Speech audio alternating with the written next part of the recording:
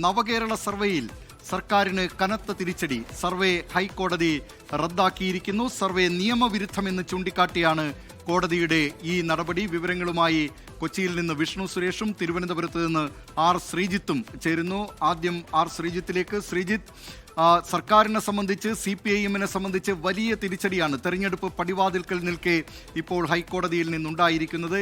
എങ്ങനെ വിലയിരുത്തുന്നു രാഷ്ട്രീയ കേന്ദ്രങ്ങൾ ഈ വിധിയെ? ശ്രീജിത്ത്.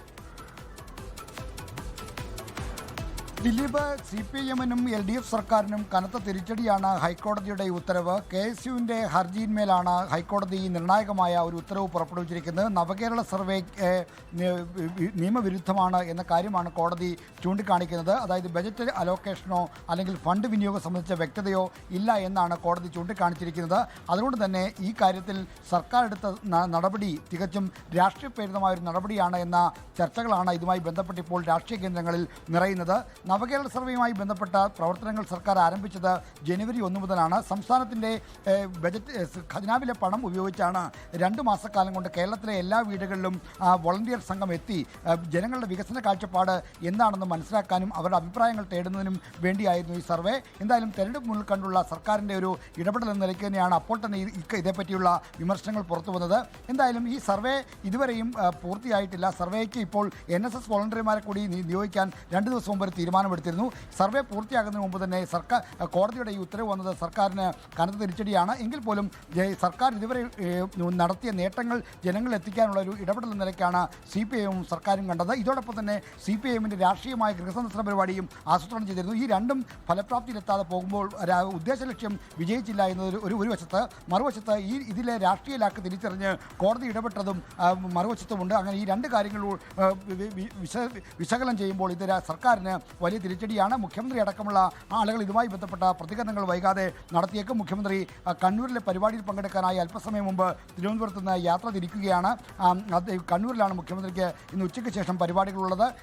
മറ്റ് ധനമന്ത്രി KN ബാലഗോപാൽ അടക്കം തിരുവനന്തപുരത്തുണ്ട്. അവരുടെ പ്രതികരണങ്ങൾ വൈകാതെ ലഭ്യമാകുമെന്ന് പ്രതീക്ഷിക്കുന്നു. ദിലീപ്.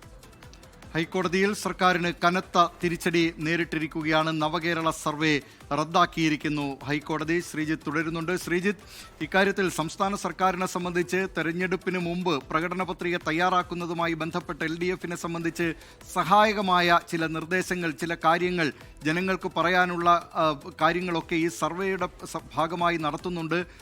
അതിൽ ഉരുത്തിരിയുന്ന നിർദ്ദേശങ്ങളൊക്കെ ഈ പ്രകടന പത്രികയിൽ ഉണ്ടാകും എന്നതായിരുന്നു പ്രതിപക്ഷത്തിൻ്റെ ആരോപണം. അങ്ങനെ LDF-ന്റെ ഒരു പ്രകടന പത്രിക തയ്യാറാക്കുന്നതിന് വേണ്ടി സർക്കാരിൻ്റെ ജനക്ഷേമ പ്രവർത്തനങ്ങളും വികസന പ്രവർത്തനങ്ങളുമൊക്കെ എല്ലാ വീടുകളിലും എത്തിക്കുന്നതിന് വേണ്ടിയുള്ള സർക്കാർ ചെലവിൽ നടത്തുന്ന അഭ്യാസം എന്ന നിലയിലുള്ള ആരോപണം ഇതുമായി ബന്ധപ്പെട്ട് നേരത്തെ പ്രതിപക്ഷം ഉന്നയിച്ചിരുന്നതുമാണ്. ഇപ്പോൾ സർക്കാരിനെ സംബന്ധിച്ച് തിരിച്ചടി നേരിട്ടിരിക്കുന്നു.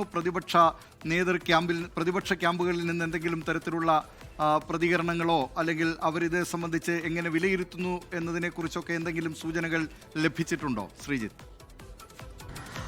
ദിലീപ്, പുതുകയാത്രയുമായി ബന്ധപ്പെട്ട് പാലക്കാട് നടത്തിയ വാർത്താ സമ്മേളനത്തിൽ പ്രതിപക്ഷ നേതാവ് VD സതീശൻ ഈ കോടതി ഉത്തരവുമായി ബന്ധപ്പെട്ട കാര്യങ്ങളെപ്പറ്റി പ്രതികരിച്ചു.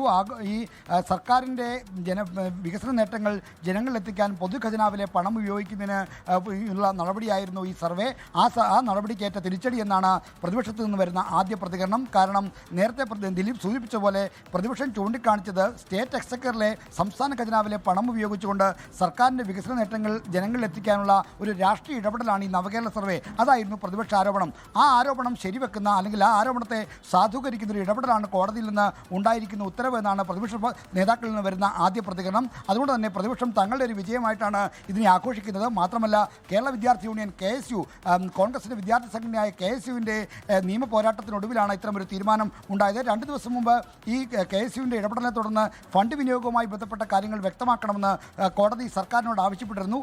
അങ്ങനെ സർക്കാർ നൽകിയ മറുപടി കൂടി കണക്കിലെടുത്തുകൊണ്ടാണ് ഇപ്പോൾ നവകേരള സർവേ റദ്ദാക്കിക്കൊണ്ടുള്ള കോടതി ഉത്തരവ് വരുന്നത്. അതുകൊണ്ട് തന്നെ പ്രതിപക്ഷത്തിന് വലിയ തോതിൽ ആഹ്ലാദിക്കാനും സന്തോഷിക്കാനും ഒക്കെയുള്ള വക ഈ കോടതി ഉത്തരവിലുണ്ട്. അതുകൊണ്ട് തന്നെ പ്രതിപക്ഷ ക്യാമ്പുകൾ വലിയ ആഹ്ലാദത്തിലാണ്. സർക്കാരിനേറ്റ കനത്ത തിരിച്ചടി എന്ന നിലയ്ക്കാണ് അവർ ഇതിനെ കാണുന്നത്.